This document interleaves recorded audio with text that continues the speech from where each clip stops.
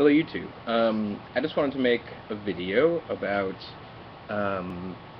consistency of quote-unquote worldviews.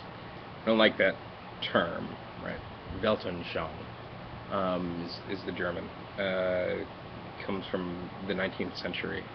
And at some point maybe I'll get into why I don't like the term worldview, but I want to talk about the consistency of let's say, pictures of the world. Now, there are lots of pictures of the world out there, right? And I don't think I think that one mistake, qua the presuppositionalist, is to assume that, one person has one worldview, or that, well, yeah, one person has one worldview. That to me is patently false. It's just not the case. When we talk about different things, we inhabit all sorts of different worldviews. To take a point of evidence for my atheist comrades who might be like, "Ooh, what do you mean by that?" To just give an example, I'm prepared to affirm quantum theory and relativity as both being true, right? I'm not a scientist, but if you walk into a situation where you're talking about quantum theory, and then you walk into a situation where you're talking about relativity, those are mutually exclusive pictures of the world, and so as such, you move into different worldviews when you step into one versus when you step into the other. I think we do this all the time. When we interact socially, we adopt a different picture of the world than when we contemplate philosophically. And the sciences, the big mistake, I think, amongst some within the atheist community is to suggest that the sciences produce one picture of the world that is totalizing. It's just not true. The sciences don't do that. I don't think that they're really supposed to do that either. What we actually get is, again, many pictures of the world that's determined by different conversations. So now, what about consistency, right? How do you talk about the consistency of things? Well, this is an interesting question. The fact is, for the past 2,500 years, there have been a number of articulations of what the world is, our place within the world, etc. When we look at those various systems, if you take Kantian metaphysics, if you take Platonic metaphysics, if you take Hegelianism, if you take, Marxism, right? You can take all these different pictures of the world, and you can think through them, and you can think through their consistency. What we find is none of them are actually consistent. None of them are actually, at least, perfectly consistent. Now, that means a couple of things. It means, first of all, that to expect somebody to present a perfectly consistent picture of the world that is totalizing, right? That contains all phenomena within it. To expect somebody to present that kind of picture of the world is already ridiculous, right? The smartest people in history haven't been capable of doing it. Our best tools for articulating pictures of the world aren't capable of providing a single totalizing picture, right? It's just too far. It's too much. It's quite ridiculous, actually. The other thing about it is that what these different pictures end up amounting to is different frameworks for looking at phenomena and looking at problems, right? And I think the best example here is actually morality.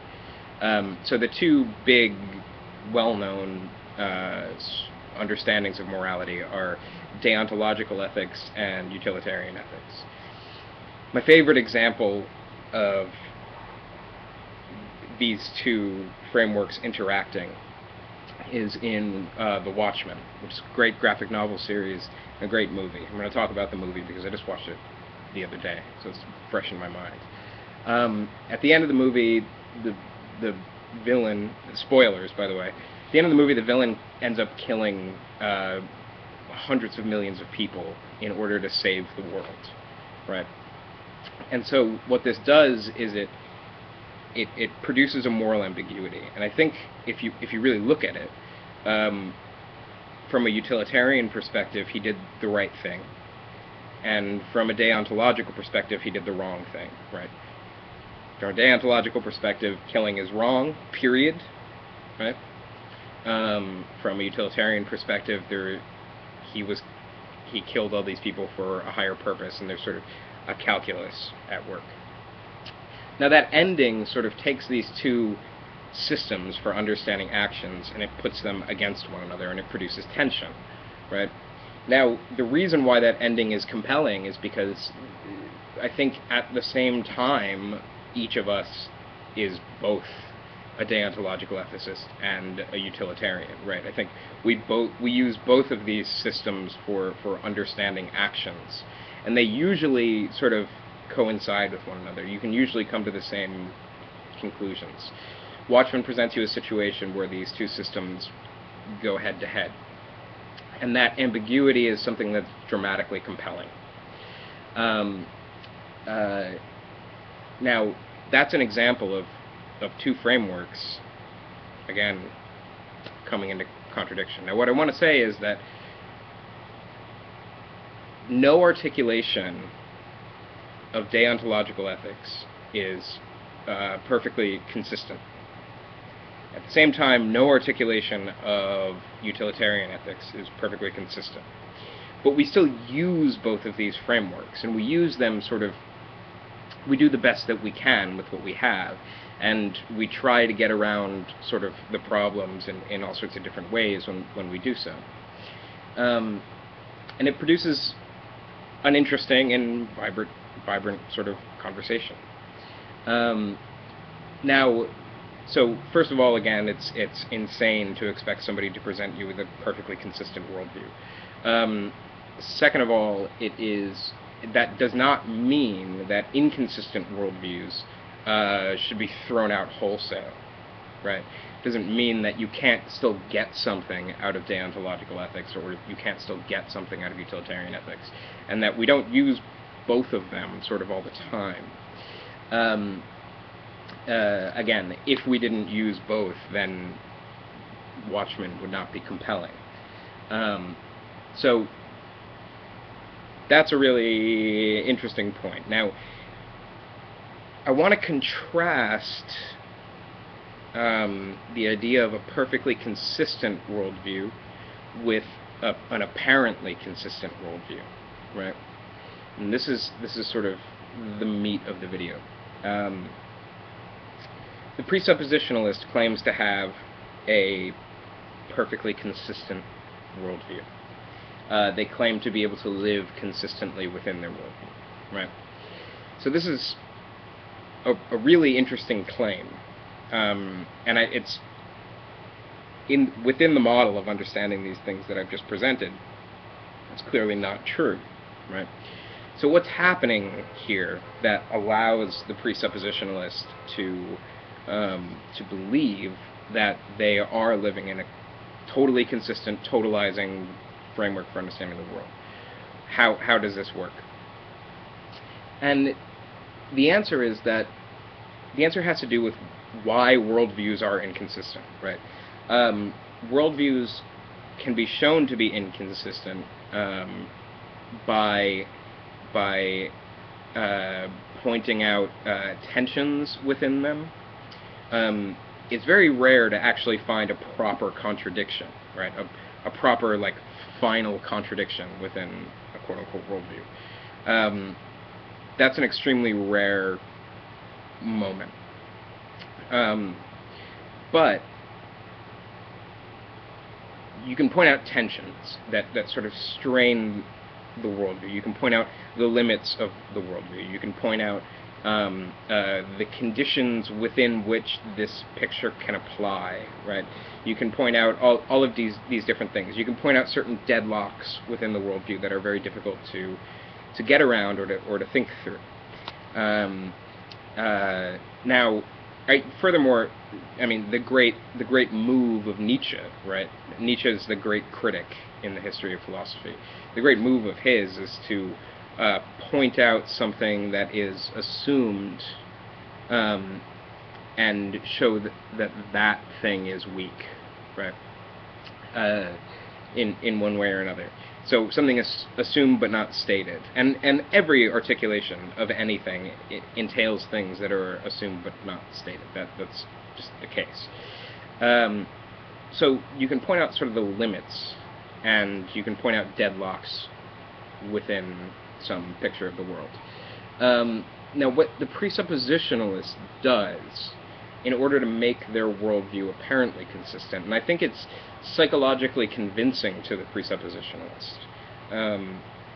This is the method, or what I think at least, is sort of the psychological method of rationalization that the presuppositionalist employs to make their worldview appear totally consistent. And that is that if they come across a deadlock, instead of trying to think through that deadlock, or instead of really confronting that and dealing with it in however many ways that we deal with those things, they just write it off to God, right? So as a result, there are no deadlocks, because all deadlocks just get written off to God.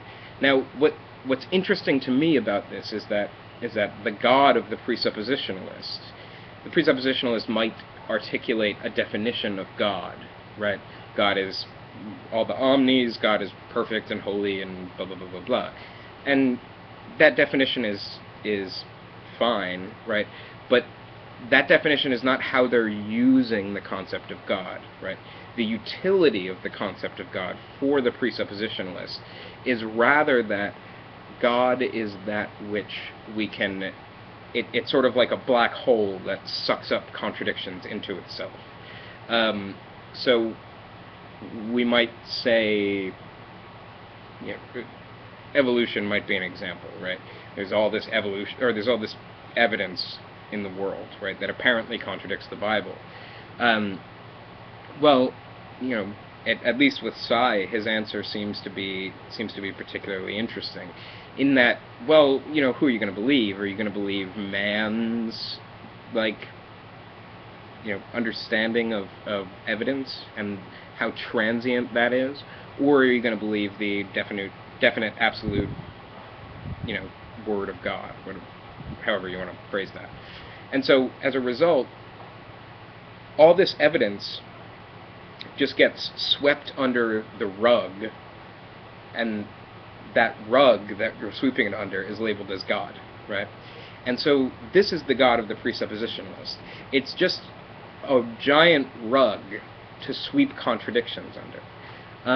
So as such, so when we ask hard questions, how can you justify logic or something, right? Which I don't think is actually that hard of a question, but when you do ask that kind of question, and you can't readily get an answer, well, you can just sweep the non-answer under that God rug, right? So this produces an apparently consistent worldview. And the reason why is that you have this... God becomes an ideological mechanism for the avoidance of deadlocks and contradictions within their picture of the world, right? So this is why the presuppositionalist is able to say something like, I can live totally consistently within my worldview or something. The answer is, well, you can't. What allows you to do this is the avoidance of the deadlocks and inconsistencies with within your quote-unquote worldview, of which there are many, just by definition, right? Like, if only because presuppositionalism proposes a totalizing worldview, which is problematic right from the get-go, right? That idea produces deadlocks and inconsistencies, and it denies limitations for its framework, right? So there are all these problems that come up. It's also something that turns really ahistorical, becomes difficult to understand that picture of the world as something that arises in history, and like there are all these issues that come up, but we can all just sweep them under the God rug, right? So what I want to say here is that this move, it's not quite a God of the Gaps move, right? It's distinct from that. But what does this move do to God, which is interesting. For me, this seems to be kind of a blasphemy, right? God becomes a utility, something useful for making us look good in an argument or something, right? Like, God becomes something useful for understanding things. You know, God in this framework could just be replaced with the letter X, right? Like, there's nothing, no matter how devout of a definition that you apply to that, how you're actually using that concept, is something that sort of denies the agency of that thing. It becomes something that you're using rather than something that's sort of using you, right? So in a way, this is a blasphemy. It's an inversion of the power relationship between God and man from a Christian perspective. It's to reduce God into sort of a computer, right?